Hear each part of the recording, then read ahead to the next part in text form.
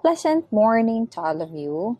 In this session, we will going to talk about the Module 2, which has the topic of new friends or Atarashi Tomodachi. So for the intended learning outcomes, by the end of this topic or chapter, you must be able to construct and express expressions in meeting new friends. So I have here a dialogue between Mary and Takashi. So Mary is an international student who just arrived in Japan, talks to a Japanese student. Okay, so they did not know each other pa. So Mary or Mary in English, when translated into Japanese, becomes Mary. And since the word Mary is a borrowed word, English word, into Japanese, so ginagamitan natin siya ng katakana characters. And take note, even in katakana characters, ang long E, okay, whenever you are expressing long vowels, may dash yan sa dulo. Or kung saan yung may double vowels or may long sounds, doon ka maglalagay ng dash. Just like this, Mary. Okay? So, it's between Mary and Takashi. Okay? So, Mary. Sumimasen. Ima nanji desu ka? Takeshi. Junijihan desu. Arigatou gozaimasu. Iye. Okay. So, sabi ni Mary, excuse me. Ima means now. Nan means what. G is time. Desu ka. Okay. So, sabi niya, excuse me, what time is it now? Okay. In English equivalent. Yun yung sinabi niya. So, sabi ni Takeshi, Juni jihang desu. Juni ji, that means Juni, that is 12. Ji, hang, des. Ji is the suffix when you are referring to time. Sabi ni Mary, arigatou gozaimasu. Then Takeshi, I. So, no problem. Okay. Another is this conversation. Okay. So, ryugakusei desu ka? Arizona de gaku no gakushi desu. So desu ka? Senkou wa nan desu ka? Nihongo desu. Ima ni nenshi desu. Okay? So, ano ibig sabihin nun? Sabi ni Takeshi, are you an international student? Sabi ni Mary, yes. I am a student from Arizona University. So desu ka? Or I see. What is your major? Senkou wa nan desu ka? What is your major?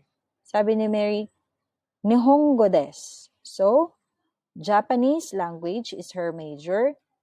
Ima ni nensei desu. Now, she is a sophomore student now. Okay? So, ang ibig sabihin nitong mga words is andito sa ating vocabulary. Okay? Vocabulary means tango. Okay? Tango. That is the Japanese term of vocabulary. So if you have studied ahead of time and you read about this, so those words na nabanggit dito are already familiar to you. Okay? So, ito yung English na translation ng mga pinag-usapan nilang dalawa. Okay. Ano means, diba? Sometimes mag-post ka or when you say something and then you wanted to get the attention of that person muna. So, sabihin mo na, okay, just like that. So, ang ibig sabihin niyan, or in Japanese, pwede mo sabihin, ano, okay? Ima means now. Ego, that is English language. That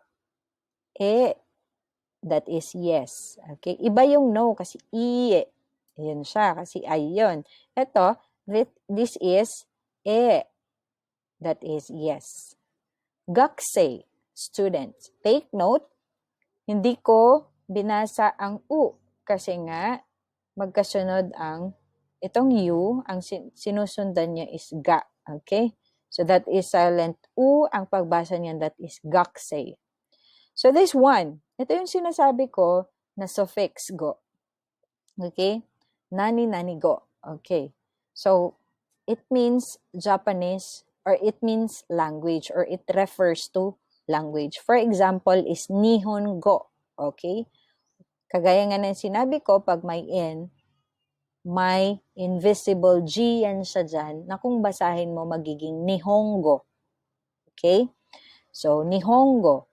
Yung sinabi ko last time, if you are a Filipino and you're studying Filipino subjects, so ang sasabihin mo, Piripingo. Okay? Piripingo. Philippine is the Japanese term of Philippines, and go is the suffix for the language. So, that is Piripingo. Okay? Then, koko, high school. Gogo, PM. Gozen, AM. Another suffix is sai. Nani nani sai. Sai means years old. So, when you are talking or we are talking about age, its sai is always the suffix. For example, you are being asked, nansai desu ka? So, ang ibig sabihin nun, how old are you? Okay. So, ang sagot ko dyan is sangju. Sai des. So, ang ibig sabihin nun, that is 3, tapos 10. 3 times 10 is 30. So, des. Okay? Sangju sai des. Okay. Next is this one, san. San is for Mr. and Mrs. or Miss. If you are referring for Mr. and Miss, then you have to use sang. Okay? So, halimbawa, Apuro-sang or Mary-sang, Takeshi-sang wa. Okay, sang. Okay? Ganun kapag, or parang kung sasabihin pa yon, Mr. Takeshi or Miss Apple. Okay? Ganun yan. Another suffix is G. G is used for referring to time or o'clock. Okay? O'clock. Okay? For example is Ichiji. It's 1 o'clock. Jin naman, Jin is another suffix which refers to people. Example, Nihonjin. Ang ibig sabihin yan, Japanese people. Philippine Jin. It means Filipino people. Okay? Senko, that is major. Sensei, that is teacher or professor. So des, ibig sabihin, that's right. So des ka? I see. Or is that so? Daigaku, college or university. Denwa means telephone. Tomodachi, that is friend. Namai, that is name. Namai. Nan or nani means what. Nihon, that is Japan. Another suffix is nensei. Okay. Nensei is used when you refer what year student are you. Okay. For example, first year student. Ang sasabihin mo is ichinensei. Ichinensei. Okay? Pag second year, ni nensei. Okay? Yan. And then, hi or yes. Han means half. Okay? For example, ni ji hang. It means it's 2:30. Okay? So, ni is 2, ji speaks for o'clock, and hang for 30 or half an hour. So, take note of the arrangement. Bango means number. Ryugakusei, that is international student. Watashi, that's I. For countries, kasi nga, these countries, some of them are borrowed English. Kaya when you write it in a Japanese characters, like this America, that is katakana characters na ginamit. Okay, Kankoku, yun lang ang, at saka Chogoku, yun lang ang may Japanese equivalent na mga words. Okay, for example, America, that is referring to USA. Igirisu, that is Britain. Usuturaria, that is Australia. Kankoku, that is Korea. Sweden, that is Sweden. Chogoku, that is China. Now let's proceed to the majors. Okay. For example, Senkwa or Apurusang. Senkwa desu ka? Okay. So ano ba ang major mo? Okay. Senkwa nan desu ka? So for example, ito. Science. That is Kagaku. Asia Kenkyu. Asian Studies. Keizai. That is economics. Kokuzai Kankei, international relation. Computer, that is computer. Genrugaiku, okay. Genruigaku, that is anthropology. CG, politics. Business, Bungaku, literature. Rekishi, history. Okay?